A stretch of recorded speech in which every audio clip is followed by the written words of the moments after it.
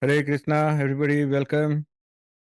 So, this is Krishna Dasa. In today's episode, we are going to go through chapter 5, Shlokas 5 to 9, 5.5 to 5.9. Before we begin, let me say the prayers to Guru and God. Om Agyanatimirandasya Gyananjana Shalakaya Chakshuru Militamena Tasmai Sri Guruve Namaha. Om Namo Bhagavate Vasudeva. Hare Krishna. Welcome. Welcome, everybody. Can you all please keep the Bhagavad Gita open on 5.5? Okay, I'll start playing. यत्साङ्ख्यैः प्राप्यते स्थानं तद्योगैरपि गम्यते एकं साङ्ख्यं च योगं च यः पश्यति स पश्यति सन्न्यासस्तु महाबाहो दुःखमाप्तुमयोगतः योगयुक्तो मुनिर्ब्रह्म न चिरेणाधिगच्छति योगयुक्तो विशुद्धात्मा विजितात्मा जितेन्द्रियः सर्वभूतात्मभूतात्मा कुर्वन्नपि न लिप्यते नैव किञ्चित् करोमीति युक्तो मन्येत तत्त्ववित् पश्यन् शृण्वन् स्पृशन् जिघ्रन् नश्नन् गच्छन् स्वपन् श्वसन् प्रलपन् विसृजन् गृह्णन् उन्मिषन् निमिषन्नपि इन्द्रियाणीन्द्रियार्थेषु वर्तन्त इति धारयन्. Hare Krishna. So I think today Rajesh ji is going to read. Okay, Rajesh ji, you can try now. Yeah. Let me read the Guru Mantra too, because it's unmuted. We cannot. Okay. Guru Brahma, Guru Vishnu, Guru Devo Maheshwara, Guru Sakshat Parabrahma, Tasmai Sri Gurave Namaha. O Bhagavate Vasudevaya. Hare Krishna. Thank you so much. Hare Krishna, everyone. Hare Krishna. 5.5 One who knows that the position reached by means of analytical study can also be attained by devotional service, and who therefore sees analytical study and devotional service to be on the same level, sees things as they are. 5.6 Merely renouncing all activities yet not engaging in the devotional service of Lord cannot make one happy. But a thoughtful person engaged in the devotional service can achieve the supreme without delay. 5.7 One who works in devotion, who is pure soul, and who controls his mind and senses is dear to everyone, and everyone is dear to him. Though always working, such a man is never entangled. 5.8 and 5.9 A person in divine consciousness, although engaged in seeing, hearing, touching, smelling, eating, moving about, sleeping, and breathing, always knows within himself that he actually does nothing at all. Because while speaking, evacuating, receiving, or opening or closing his eyes, he always knows that only the material senses are engaged in their objects and that he is aloof from them. Hare Krishna. Hare Krishna. Thank you so much, Rajesh ji. So in these slokas, Shri Krishna is starting with the importance of bhava or intention. So we discussed in chapter 4. I hope you all remember we discussed that intention is extremely important. I mean, the bhava is very, very important. And that determines pretty much whether we are creating bondage or whether we are going towards liberation. So, for example, even if you are performing a puja, what matters is not that we are just doing an external show of puja. Like, there is nothing wrong in having incense sticks or candles or flowers. There's nothing wrong in any of that. But that should not be the goal. The goal is, when you are doing that, what is your internal state of mind? What is your bhava? Do you have devotion? Do you have humility? Do you have faith? That is the most important aspect. And that determines whether whatever you are offering is reaching God or if God is accepting that. So Krishna is saying that even when we are performing social duties, your day-to-day duties, your regular social duties, material duties, Krishna says, as long as we do it with the right intention, with the right bhava, having devotion, the intention of, sacrificing the results of the actions and not getting into a mindset of doership. Krishna says, if you do even your regular social duties like that, then you will avoid getting into the bondage of karmic reactions. And Krishna says, likewise, even if we are practicing karma sanyasa, where we are devoting 100% of our time to devotional service, you remember, this is what we discussed in the last session, where we said, if you choose the path of karma sanyasa, that means you are saying 100% of your time you are going to devote to spiritual duties. It's a very, very difficult path. So Krishna says, even if you are on the path of karma sanyasa, if you don't have the right bhava, then you are not going to progress. I hope you are able to understand Krishna's message. So what Krishna is trying to say is, you may think you are dedicating 100% of your time only to God and spiritual activities. That is sanyasa. Like, I will only focus on God. It's a good intention, but if you don't have the right bhava, right mindset, Krishna says that's not going to help you. And vice versa. Sometimes we feel disheartened. I'm stuck in the material world. I have to take care of so many duties. But Krishna says that's okay. Even those duties, if you perform with the right mindset, you can still achieve liberation. That's a very strong assurance from Krishna.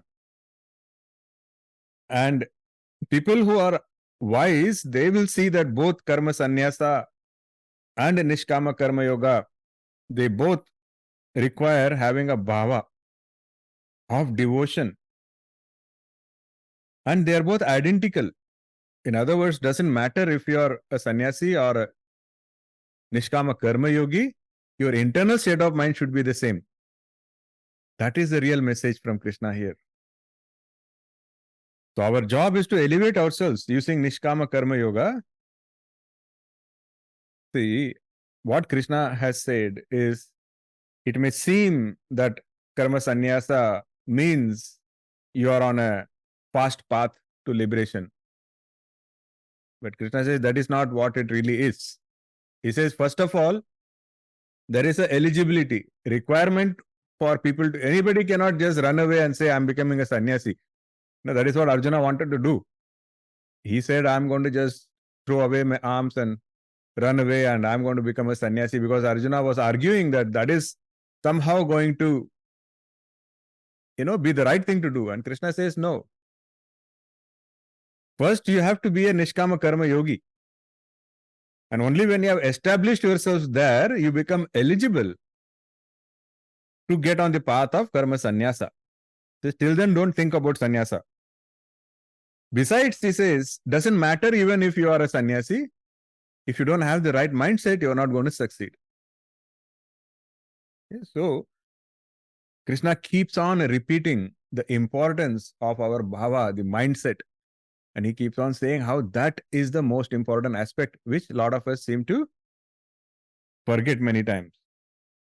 And another thing Krishna is saying is, we cannot become a karma sannyasi without first establishing ourselves on the path of karma yoga.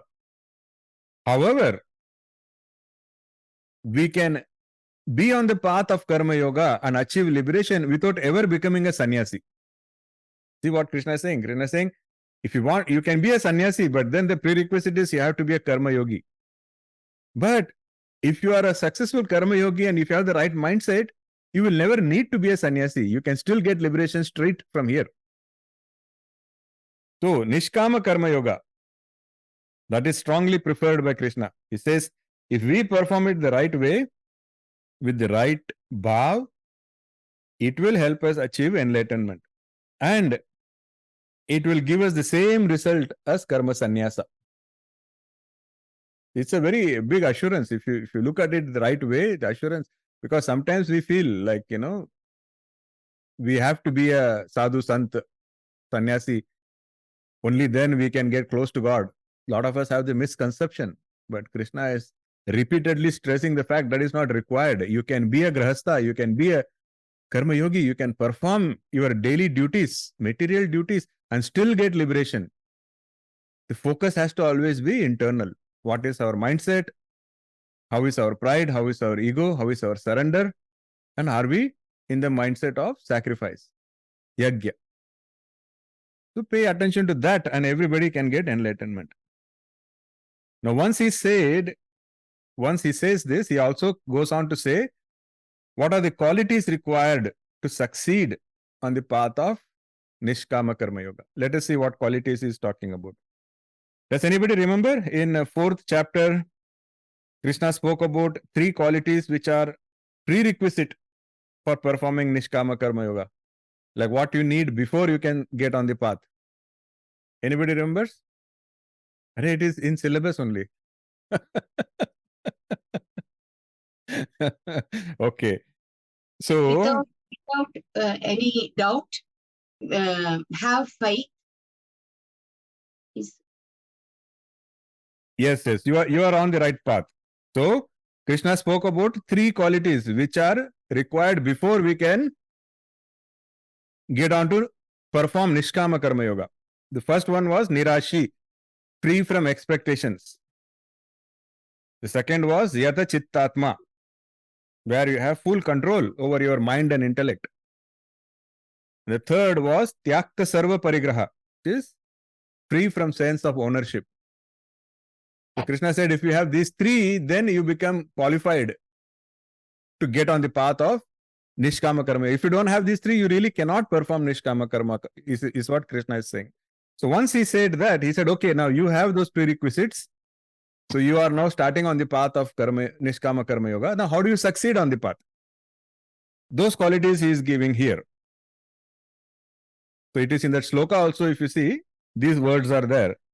The first quality he talks about is Vishuddhatma. Vishuddhatma, of purified intellect. The Shuddha means pure. Vishuddha means extremely pure. Just like, Krishna, when he emphasizes, he uses these powerful words. Like he said, like, Mudha means, deluded.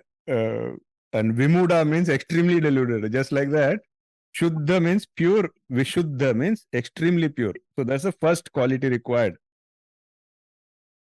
The second quality required to succeed on the path of nishkama karma yoga is Sarva Bhutatma Bhutatma. So this can be translated as realizing the true nature of the soul within all living beings. In other words, the realization that it is the same divine essence which is present in all creatures. I know a lot of you are very intellectually oriented. You're all very advanced in science and all that. Has anybody heard of the term string theory? Okay, if you get a chance, maybe Apurva has heard the term string theory. Yes, I did. Do you remember what it is? No. Okay, I can tell you in a very, very concise, short way. And if you are interested, Srijan? It says that every atom and small particles are made of a vibration of one-dimensional string, something like that. Excellent. So I can simplify it further. So you can YouTube it later to kind of get an idea. It's kind of something that spiritual folks have been saying for thousands of years. Science is catching up now. They're saying that what is matter? You look at a ball or an orange or a banana, then everybody says in school they teach us it is made up of molecules. Okay. But then what is a molecule made up of? If you expand it further, you will see that molecule is made up of pretty much atoms. But then what is an atom made of? You try to expand it further. Then science said, atom is made up of electrons, protons, neutrons. Okay, so you took care of electrons, you took care of protons, neutrons. Pretty much, if you look at an atom, is almost empty space. The biggest part of an atom is the neutron, which is in the center. So, but if you go and expand that further, Then they discovered things like small particles. They had many names for that, quarks and whatever. But then you keep on expanding. What is inside that? What is inside that? You see that at the end, when you cannot expand anymore, you'll see that it is just a one-dimensional. In other words, it's a vibration. And that vibration is represented as a small string. In other words, no matter what the matter is, it can be an elephant, it can be a rat, it can be an ant, it can be an orange, banana, doesn't matter. At the core, the fundamental building block is just vibration. And science, and it can be represented as like one tiny string. That is why it is called a string theory. But what does it mean? This is what Krishna has been saying. This is what spiritual scientists have been saying for thousands of years, that it is the same essence in all beings. Okay. And this is scientific explanation is more theoretical, but once you become self-realized, you can realize this fact. You can realize that at the very core of me, there is this divine spark, and that is me. And this is the same spark that exists in animals, is the same spark that exists in trees, anything that you see around. So that is what is meant by Sarva Bhutatma, Bhutatma. But Krishna is saying you have to realize that and understand that. The third quality is Vijitatma. Vijitatma is one who has conquered the mind. So we have to get control over our mind. And fourth, Jitendriya. Although it is number 4, it is probably the most important, because Jitendriya basically means control over the senses, the 5 senses primarily that we have, 5 jnanendriyas and 5 karmendriyas. Because if you don't have control over senses, we can never get to other 4 qualities or other 3 qualities. Okay, so very, very important. So just for the sake of completeness, I want to explain that in our scriptures, we have defined the senses as 10 different senses. The 5 jnanendriyas and 5 karmendriyas. In other words, jnanendriyas means sense organs, the ones that are used for perception, knowledge and perception. And we have 5 karmendriyas, which are action organs, which are used for activities. So, what are the jnanendriyas? Jnanendriyas are Shrotra, which is ear, Tvak, which is skin, Chakshu is eye, Jiva is tongue, and Grana is nose. These are the 5 jnanendriyas. And then the karmendriyas are walk. Walk is speech. Pani is hand. Pada is feet. Payu is excretory organ. And Upastha is reproductive organ. So these are the 5 karmendriyas. So when Krishna says we need to be a Jitendriya, he's saying we need to have control over these jnanendriyas and karmendriyas. And in the Bhagavad Gita, in many places, Krishna has explained how to gain control over them. So we need to read that, internalize that, and practice that. A lot of practice is required for this.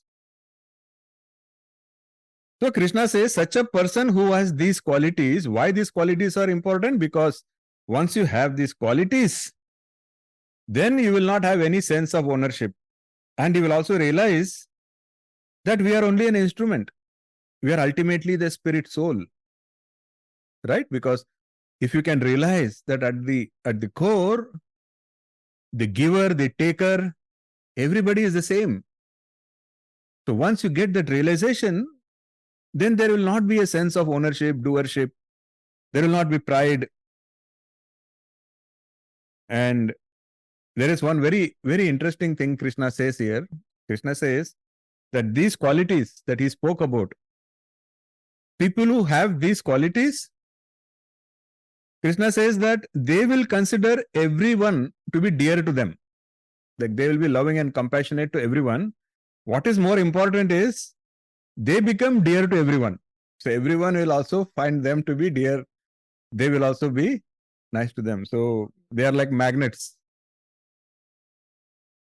Now, just for context, again, some of you may have heard of the Western philosopher, author, businessman. His name was Dale Carnegie. There is a university in Pittsburgh named after him, Carnegie Mellon University. So he was a very popular guy. So he once wrote a book, How to Influence People and Win Friends. It's one of the most popular books written in history, that book itself made him a multimillionaire because that book was so successful. It sold so many copies. He became a millionaire based on that book. Yep. Now, this is a perfect example of ascending knowledge, which is gained through experimentation, which is imperfect. You remember ascending and descending knowledge. Smitaji gave the explanation last time, right? So, this book he wrote, How to Influence People and Win Friends, it's a perfect example of ascending knowledge. Why? Because in real life, he could not even influence his own wife to stay married. They got divorced in 4 years. The guy who wrote the book, How to Influence People and Win Friends, and he sold millions of copies, he couldn't influence his own wife. Okay. Why I'm just giving a context is it is not a fault of Carnegie. It is the fault of ascending knowledge. That is how ascending knowledge is. You think you got it. You think you have the answer. But that answer is not perfect because it is based on imperfect perception. Over a period of time, you realize that it was not complete or it was not correct. Why we are talking about that? We are talking about that because Krishna has provided the true descending knowledge on how to really become dear to everybody. He has given that knowledge more than 5,000 years ago to us. How to be dear to everybody? These qualities he just said. Just imbibe those qualities. You don't have to focus on influencing people. People will automatically get influenced. You don't have to focus on how to make somebody dear to me. People will automatically become dear to you. Just focus on these qualities. Very powerful. Okay. Now, if you want to understand this more, what Krishna is talking about, these qualities, in 3.36, Arjuna asked Krishna, why is a person impelled to commit sinful acts as if by force? Remember, Arjuna had this big question, like you say we should not do this, we should not do this. But sometimes it feels like there is a force which is forcing me to do something. Why? And Krishna said, fundamentally that is lust, which is the cause of all sinful activities. And then the discussion went further. Okay, if lust is the main enemy, how do we catch it? How do we kill it? How do we know where it is? And then in 3.40, Krishna said that lust is residing in your senses. And eventually it gets to your mind and your intelligence. Now see where we are going with this whole discussion. So the biggest enemy, Krishna says do this, do that, do that. We are not able to do that. In fact, we'll end up doing all the wrong things. Why? Because we say it's as if I'm being forced, I'm being compelled. I'm not able to control. Why? Because we are under the influence of lust. Okay, then how do I take care of lust?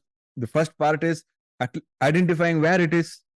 Then Krishna says, basically it is the senses from which this lust starts ruling over your mind and intellect. And that is why Krishna says being Jitendriya is important. Controlling your senses is important. Because if you don't, then that is the weak link that lust is going to overpower you. And once you are under the control of lust, you are not able to do any of the other things that Krishna is asking us to do. And then Vishuddhatma. How do we achieve Vishuddhatma? Studying, inquiring, understanding the scriptures like Bhagavad Gita, they help us purify the intellect. So that is why, this is one of the scriptures that you can never say that I'm done. Oh, I've read cover to cover. It's not possible. Because even I have been reading the Bhagavad Gita for so many years, but even now when I read it again, I feel like I'm learning something new. So it's a process. You have to keep on doing it. You have to stay in touch. And also we have to understand that it is descending knowledge, which is perfect. Now, how do we achieve Vijitatma? So in Kali Yuga, the best way to purify and conquer the mind is the Hare Krishna Maha Mantra or Om Namo Narayana. You pick which mantra you like, but basically the holy name of God, it has to be constantly, you have to have it on your mind. That is the easiest and most effective way in Kali Yuga to control the mind. Very simple, right? Krishna is not saying you have to stand on one leg for 1,000 years. What he's saying is actually very easy. He's saying just keep the name in your mind. You don't have to make a show. You don't have to have, shout the name everywhere. You just have to keep it in your mind. That's very easy. And if you do that, you'll automatically get control over your mind. And then Jitendriya again. How do you do that? Do you remember Arjuna had told Krishna way back in the second chapter, where Arjuna said, Krishna, those senses are so strong. How do we control it? I find it extremely difficult. And we also discussed the Viveka Chudamani. Some of you may remember the animals. Why animals we discussed? Kuranga, Matanga, Patanga, Meena, Bringa. Raise your hand if you remember anybody. Okay, we have 1, 2, 3, 4. Wow, I'm super impressed. Ekansh, what do you remember? There are 5 animals, like one is elephant who is attracted towards the touch. It is like your sense. We as humans, we have like all the 5 animals within us. Like some other animal was attached towards taste, some was attached towards touch, and somebody was attached towards another thing. I just remember the concept a little bit. No, you got the essence. Perfect. Yeah. Perfect. So we are, as humans, we have all those attachments, so it is really hard to control ourselves. Exactly. To go towards liberation. Exactly. Thank you so much, Ekansh. Rajesh, you want to add anything? I think Ekansh got, I think there's one was around the 5 senses, right? The touch, sound, sight, taste, right? All of this. So this each animal represents one weakness that they have, and it was about that. Exactly. Thank you. I'm really very happy that you all remember some of this. So it's because it's a very important lessons. So Shankaracharya, using Viveka Chudamani, gave the example of these animals, and he said each animal is actually powerful. Like an elephant is a lot more powerful than a human, but it has one weakness of one sense, and that causes the destruction. Just like that, these 5 animals, they all have weakness for one sense, and they get killed, although they are superior to us in some way. Shankaracharya says you have weakness for all 5 senses. Who's going to save you? So we are on the fast track to destruction if you don't control our senses. So then how to control the senses? What is the solution? So Krishna says, just like a tortoise withdraws its limbs into the shell whenever it senses some disturbance outside, we should also withdraw our sense organs from the sense objects whenever we are troubled by these desires. Then we become Sthita Prajna. So basically he's saying, there is an object which is causing you disturbance. Don't engage. Withdraw from that object. So there is a gulab jamun in front of you and you are drooling. You cannot control. I mean, there is nothing sinful in eating a gulab jamun, but the problem is your mind should not always be there. Your tongue shouldn't be running behind that all the time. That is a distraction. Then don't keep a gulab jamun in your hand and sit, na? That is just foolish because so he says, get away from that object. So withdraw your senses from the sense objects. That is the first most practical thing to do.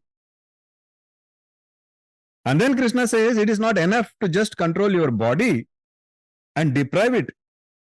That is just the first step.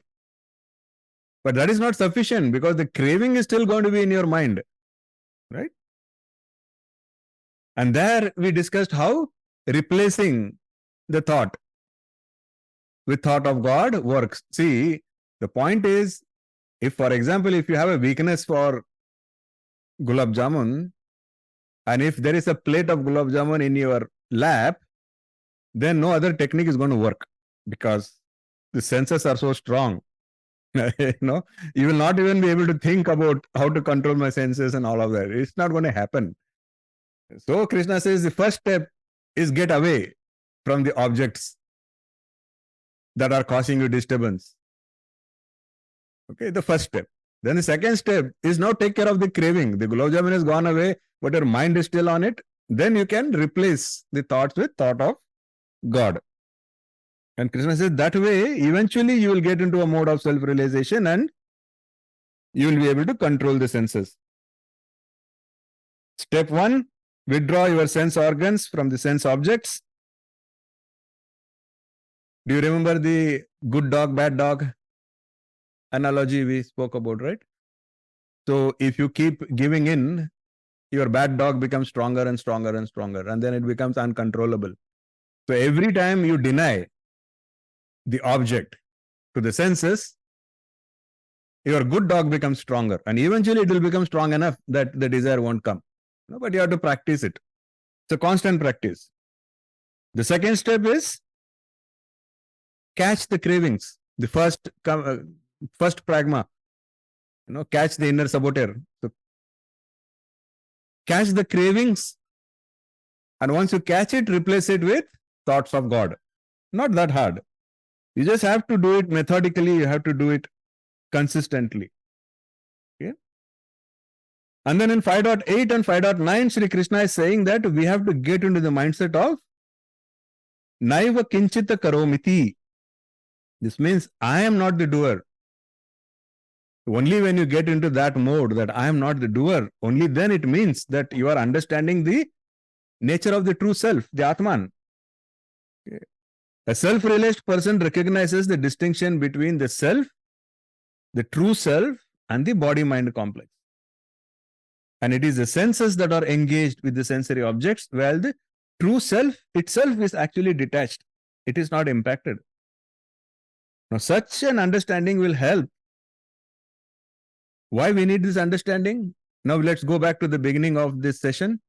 Krishna said, you can perform your material duties, you can perform your social duties and still achieve liberation. Now, this is the method by which you can do that.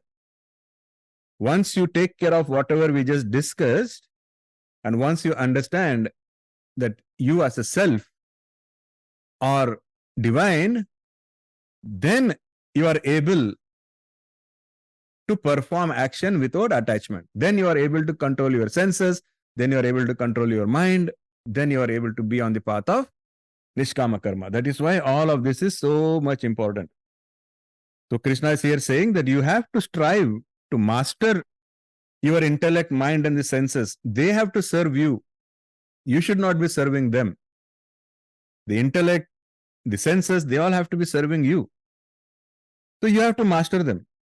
And then you will succeed on the path of nishkama karma yoga. And what is the goal of nishkama karma yoga? The goal is to develop bhakti. It will come. When you do nishkama karma yoga, bhakti will come. And that is your goal. Use the bhakti to now reach God. Bhakti bhav and faith, extremely important to get the grace of Krishna. This is pretty much the only requirements Krishna says. If you want his grace, you have to have bhakti bhav and you have to have faith. But how to get bhakti bhav? All these methods are there to make sure that you are getting into the right bhakti bhav. There is a very nice story. Maybe you will like it. There is a story. There was a thief. The thief was running away from the police.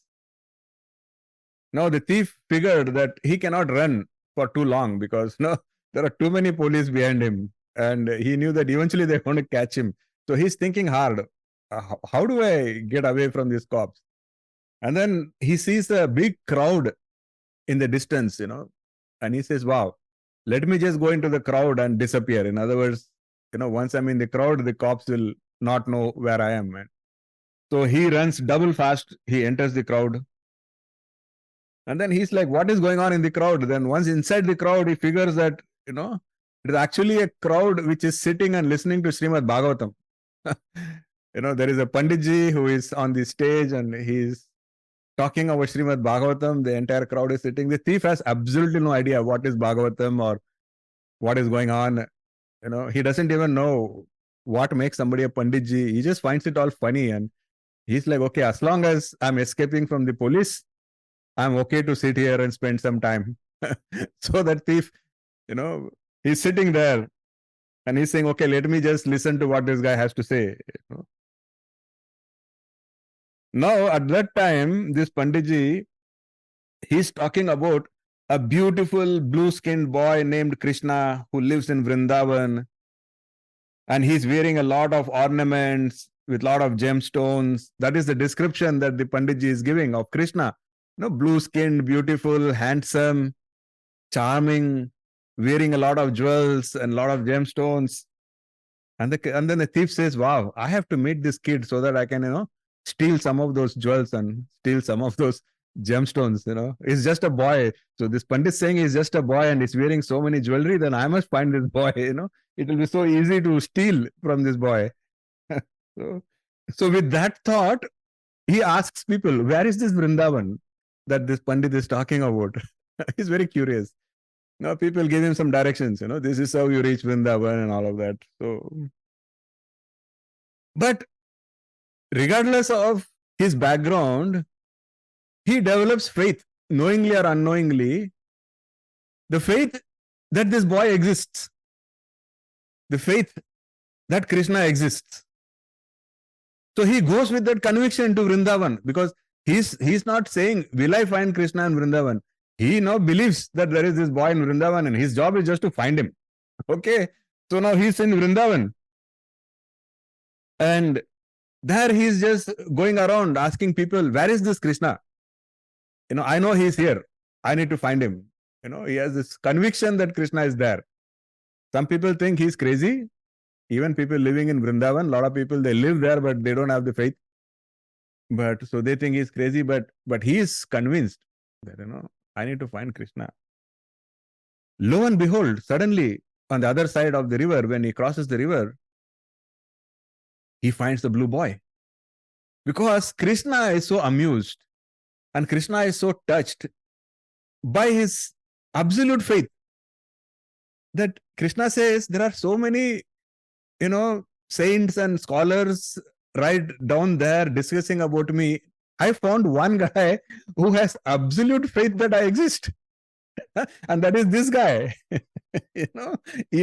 He doesn't even question, he has faith. So Krishna says, I will appear before him. And suddenly he appears. And, so this thief looks at him and he says, wow, you are really beautiful. Just like what that guy was speaking about. And he says, you are wearing so many jewels, so many gemstones. Why don't you give me one of that? And then Krishna says, oh, I cannot give you because, my mother is very strict. She keeps a check of everything that I'm wearing. If even one thing is missing, she's going to scold me. I'm going to be in trouble. So I cannot give you. And so the thief tries to, strike a bargain. I mean, he's not giving up. Okay, but give me that small one. Give me that just one tiny one, But the discussion goes and Krishna keeps on, giving him reasons. Oh, no, that is something that is favorite of my mother. Oh, no, that is something that I myself like. This I cannot give, that I cannot give. And the thief keeps pointing, okay, what about this one? What about that one? What is going on? What is going on is a discussion with Krishna himself. The act of discussing something with Krishna itself gradually purifies the thief without him even knowing what is going on. And before the thief could even realize what's going on, he becomes totally purified. He becomes Vishuddhatma, Vijitatma, Jitendriya, everything. In that few minutes of discussion with Krishna, all that happens, he becomes totally purified. And suddenly he realizes those gems don't mean anything. A thief, a transformation comes. He says, what am I running behind? I am running behind the jewels, whereas the real jewel is Krishna himself. Just imagine the power of that interaction with God. So he just bows down to Krishna. I mean, he's like, oh, thank you so much. I mean, I got the most precious thing is this realization. I mean, and he's all like in tears and he's all touched and he bows and he seeks Krishna's blessings. But because he's now become a purified soul, he remembers that it all started because that Panditji in that pandal told him that there was a boy. And that is what, is ultimately responsible for all this happening. So he remembers and then he runs back all the way back to that Pandit, and he says, hey, thank you so much for telling me about that blue boy, Krishna. I met him. He's truly magnificent. And the Pandit says, are you mad? What are you talking about? You are telling me that you actually met that blue boy? The thief, now he has become a self-realized soul. He's become all those things, right? And he says, what do you mean? Of course I met him. You are the one who told me that Krishna exists. And now you are not believing. I don't understand what is going on. So the Pandit says, okay, if it is really true, you take me and show me that Krishna that you saw. Now this thief takes the Pandit, goes to the same river. Okay. And again he sees the Krishna there. And he tells the Pandit, see, I told you, Krishna is there. And the Pandit says, what Krishna? Where Krishna? I don't see anything. So Krishna is showing himself to the thief who is now become Vishuddhatma, Vijayatatma, self-realized. But the Pandit is not able to see because he doesn't have Krishna's grace yet. And the Pandit says, you are either mad or you are just lying. And so this thief is pleading. He's telling Krishna, Krishna, do something. This guy thinks I'm a liar. I'm not lying. I don't want to be called a liar. So Krishna says, okay, just to make sure that you are not called a liar, I will make myself heard. And then Krishna talks and the Pandit can hear now. And the Pandit feels overwhelmed. And the Pandit says, Krishna, thank you so much. I can hear you now, but why am I not able to see you? Then Krishna says, he was a thief and still he had absolute faith in my existence. You are a Pandit, but you only had intellectual knowledge. You really didn't have that kind of conviction and faith in me. So you cannot see me. Go and purify yourself. Once you develop faith, I will show myself to you. That is the tatparya of this story. So, faith and devotion, extremely important. Now, we are also studying Bhagavad Gita. The intent is not to become a scholar of the scripture. The intent is to use the teachings of the Bhagavad Gita to purify ourselves. Because once you purify yourself, that devotion and faith will come. And that is what is the real treasure. And once the faith comes, once the devotion comes, you get close to Krishna. So that is the whole purpose of all the knowledge that we are seeking. The knowledge is not the goal. The knowledge is just the tool to reach the goal. Okay. So faith is extremely important. If you are interested, I can talk about another very small story about faith, which is nothing to do with Krishna, but it is still to do with faith. Okay. It happened in 1988. In 1988, there is a country called Armenia. So there is a story of a person called Samuel. He had his wife, his name was Daniel. And they had a young son, his name was Armand. And so the kid is about to go to school. So Samuel sits in front of his son. He's just telling him, have a good day, my son. And they are having this nice father-son discussion. And there the father promises, he says, don't worry, no matter what, I will always be there for you, my son. So with those kind words, they send the boy to the school. But as you know, life is so unpredictable.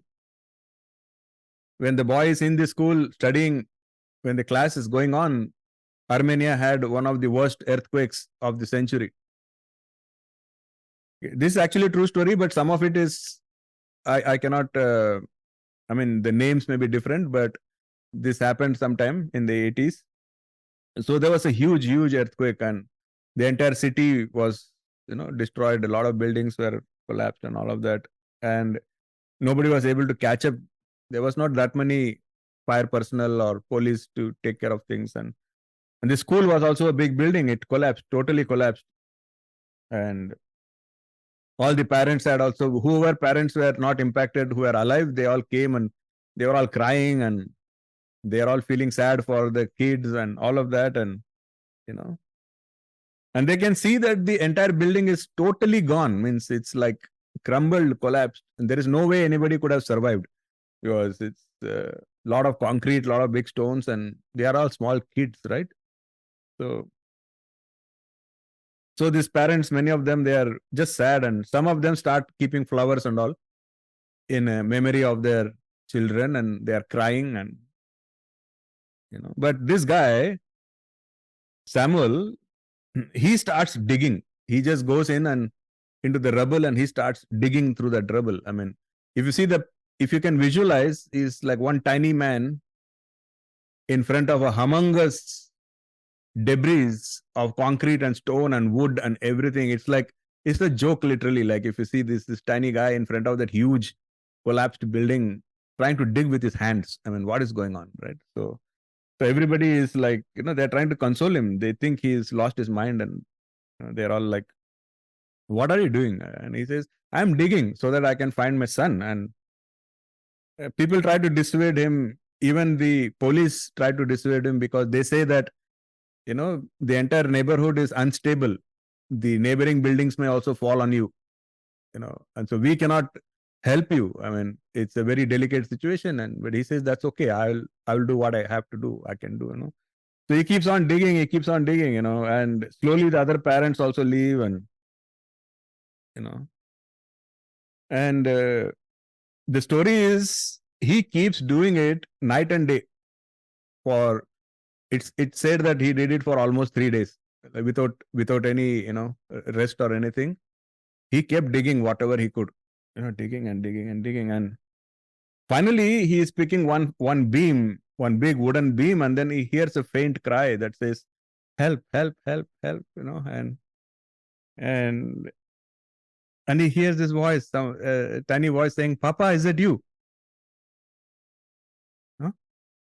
And so at that point, Samuel just gets that double energy in his body now. All that tiredness goes away, and so he's just digging more furiously, and finally he could see his son, and he says, he's just overwhelmed. He says, come on, son, I found you. Come on. And so then his son Armand says, no, daddy, please let the other kids come out. I know that you will always get me, but the other kids, please help them first.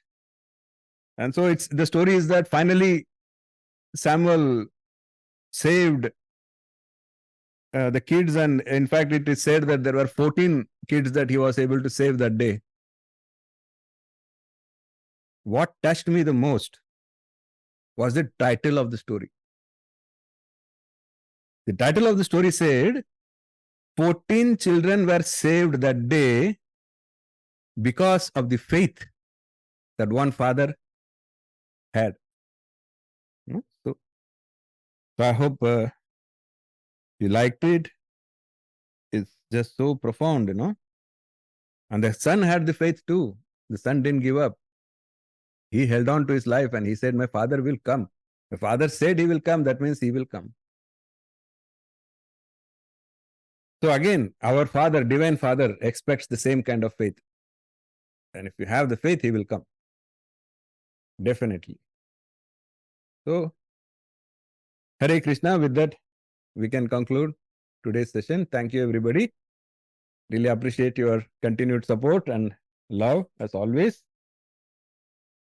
If you have anything you want to add or any questions, comments, please go on. We have a few minutes we can spend. Yes, Ekansh.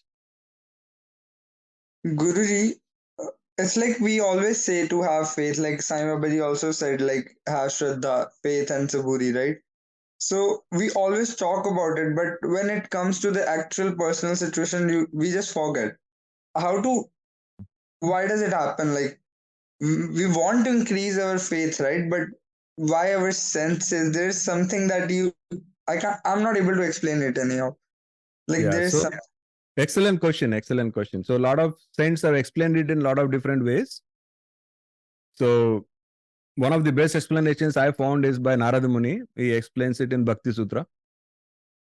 So he says that your relationship with your guru or with your God should not be based on them fulfilling your wishes.